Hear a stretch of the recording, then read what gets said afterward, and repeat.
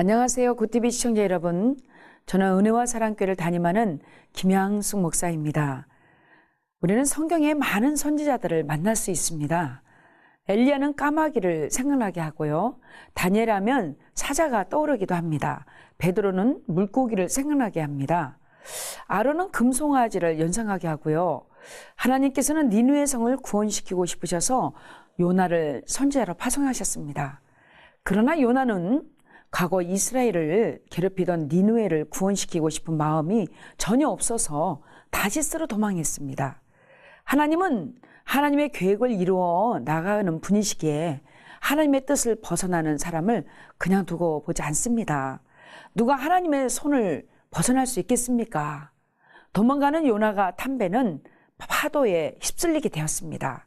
배에 탄 사람들은 원인 없는 결과가 없듯이 반드시 누군가 죄인이 이곳에 있을 것이라고 믿었습니다. 그래서 제비를 뽑아서 죄인을 가려내기로 했습니다. 제비를 뽑았습니다. 요나가 뽑혔습니다. 요나는 바다에 던져지는 운명이 되었습니다. 바다에 던져지자 말자 큰 물고기 즉 고래가 요나를 삼키고 말았습니다. 이제 요나는 언제 죽을지 모르는 운명에 처하게 되었습니다. 그러나 그 속에서도 요나는 감사하는 목소리를 냈습니다.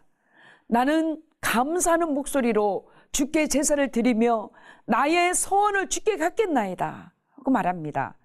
어려움을 당하고 고통을 당하여도 전지전능하신 하나님이 늘 곁에 계신 것을 생각하면 감사를 드릴 수 있습니다.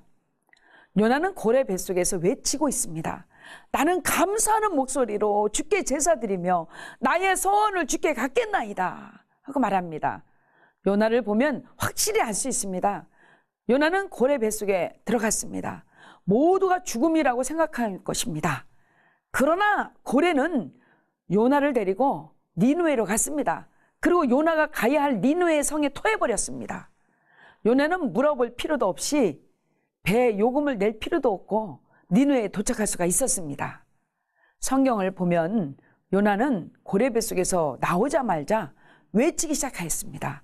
40일이 지나면 니느웨가 무너진다고 회개하라고 외쳤습니다.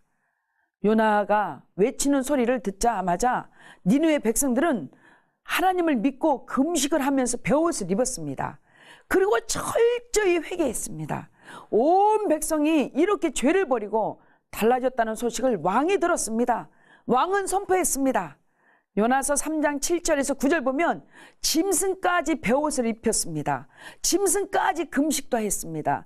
니느웨 백성은 철저히 회개했습니다. 하나님께서 니느웨 백성들을 한 명도 멸하시지 않고 살려주셨습니다. 이만큼 선교가 성공한 예는 역사상 없습니다. 전무후무한 역사였습니다.